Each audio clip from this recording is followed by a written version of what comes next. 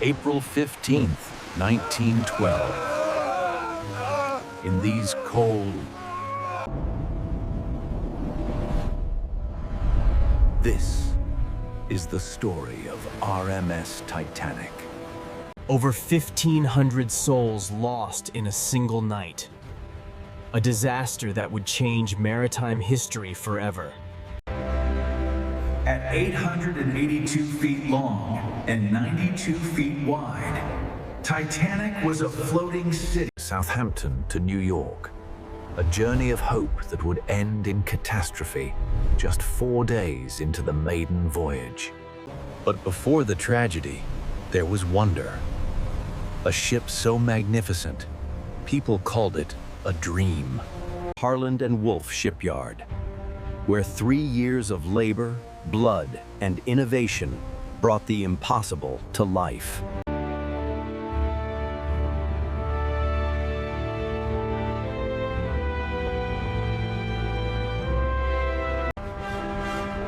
March 31st, 1909. Construction begins on hull number 401. 2 giant gantries towered over Belfast. Beneath them, Titanic and her sister ship Unsinkable took shape. 15,000 workers, riveters, welders, carpenters, men who worked in conditions we'd consider unbearable today. 3 million rivets holding together 46,000 tons of steel, each one hammered by hand. May 31st, 1911, launch day.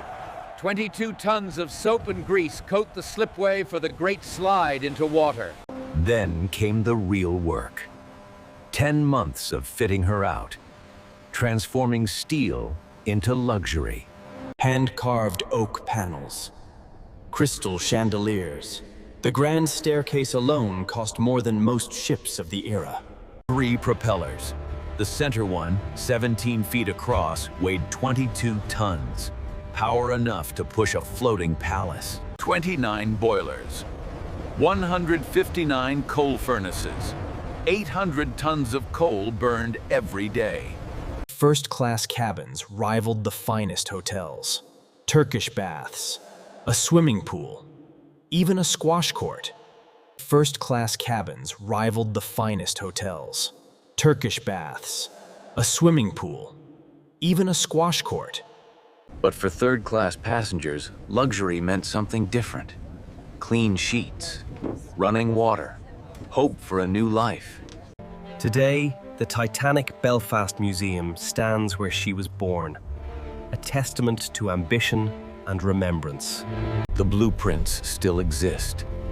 Every rivet, every beam, every dream captured on paper.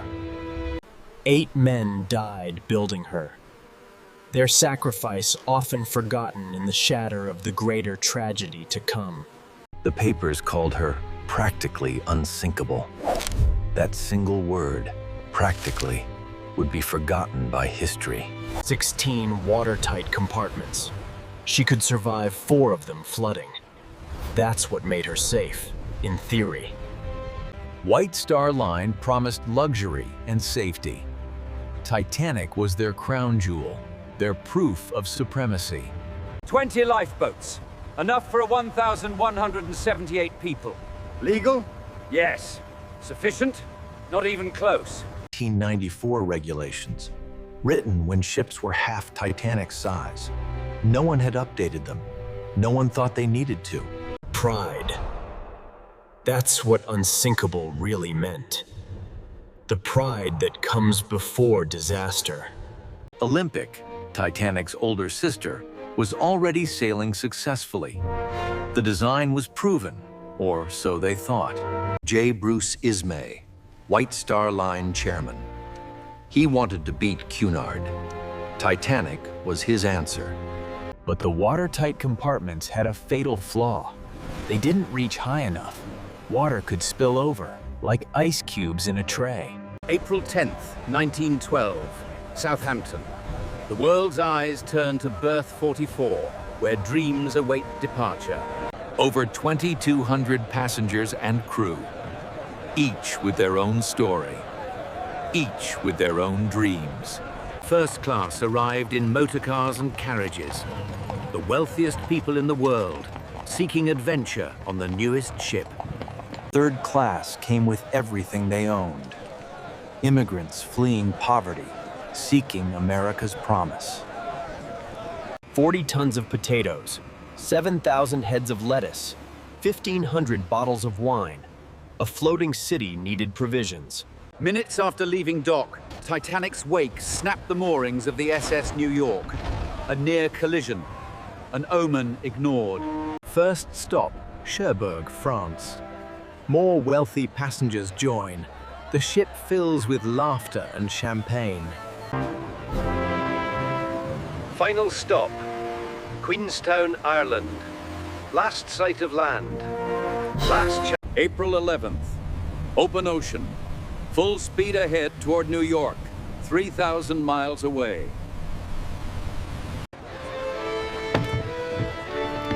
For 3 days, Titanic was paradise. First class Isidore and Ida Strauss, owners of Macy's, married for 40 years. They'd choose to die together rather than be separated. The Goodwin family. 8 members, all lost. They were chasing the American dream. They never reached the shore. 6 to 3 Swedes aboard, most in third class. Most dreaming of Minnesota farmland. Most would drown. 113 Irish passengers, the largest national group in third class. Young, hopeful, doomed. 109 children aboard. From first-class babies with nannies to third-class kids sleeping 4 to a bunk. 891 crew members. Stewards, firemen, engineers. Most from Southampton. 7 officers led by Captain Edward Smith. This was meant to be his final voyage before retirement. It was. 7 officers led by Captain Edward Smith. This was meant to be his final voyage before retirement. It was. April 14th.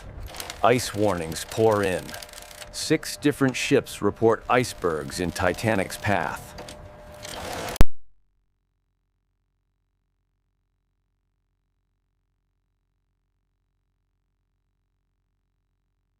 Lookouts Frederick Fleet and Reginald Lee. No binoculars, they were locked away. They're scanning with naked eyes. Then Fleet sees it. A black shape against black water. He rings the bell. First Officer Murdoch, a middle-aged Caucasian man, orders hard a starboard. The ship begins to turn. 11:40 p.m. A grinding, scraping sound. Below the waterline, a 300-foot gash opens across 6 compartments. Chief designer Thomas Andrews inspects the damage. His face goes pale. He knows instantly.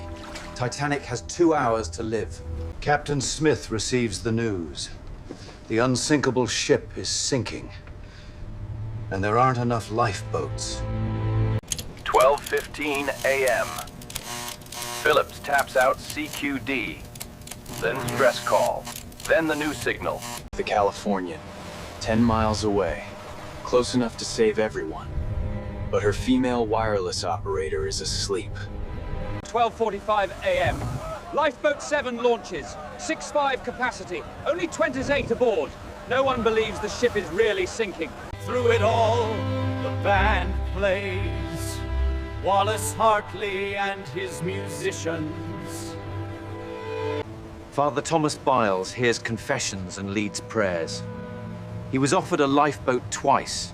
He refused both times. Below deck.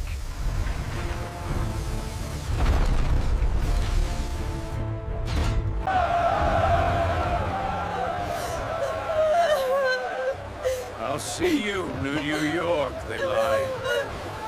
Ida Strauss is offered a seat. She refuses. Where you go, I go.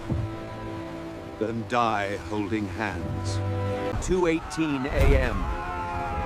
The lights flicker and die.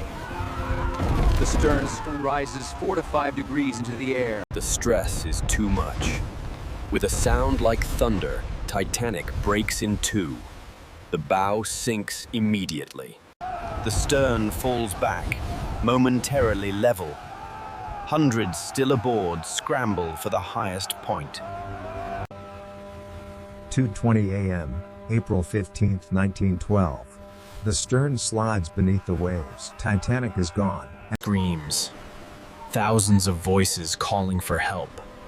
The sound, survivors said, was the hardest thing to forget. Only one lifeboat returns to search for survivors. Officer Lowe pulls 4 people. 28-degree water. Most victims die within 15 minutes. Not from drowning, from the cold. Rescue ship approaching! 4 a.m. The Carpathia arrives. Captain Rostron had driven his ship through an ice field in the dark. Pulled from boats, wrapped in blankets, trauma in their eyes. They're alive, but they'll never be whole again. 1,517 dead, 832 passengers, 685 crew. April 18th, Carpathia reaches New York. 40,000 people crowd the pier, waiting, hoping, dreading. Headlines circle the globe. The unsinkable ship has sunk. The impossible has happened. Within days, inquiries begin. American, British, everyone wants answers. Everyone wants blame. Within days, inquiries begin. American, British, everyone wants answers. Everyone wants blame. For 73 years, Titanic's grave remained hidden. 12 split in two. Bow and stern 2,000 feet apart, exactly as survivors described. Between the sections, a debris field. Shoes, dishes, suitcases, lives frozen in time. Expeditions bring up artifacts. A child's shoe, love letters, the ship's bell. Each one a story. But Titanic is dying again. Bacteria consume the iron. Scientists estimate she'll be gone within decades. Titanic's legacy? Every ship now carries enough lifeboats. Radio watch is mandatory. Ice patrols monitor the Atlantic. Memorials stand in Belfast, Southampton, New York, and beyond. Names etched in stone. Lives never forgotten. Titanic. A ship, a tragedy, a warning.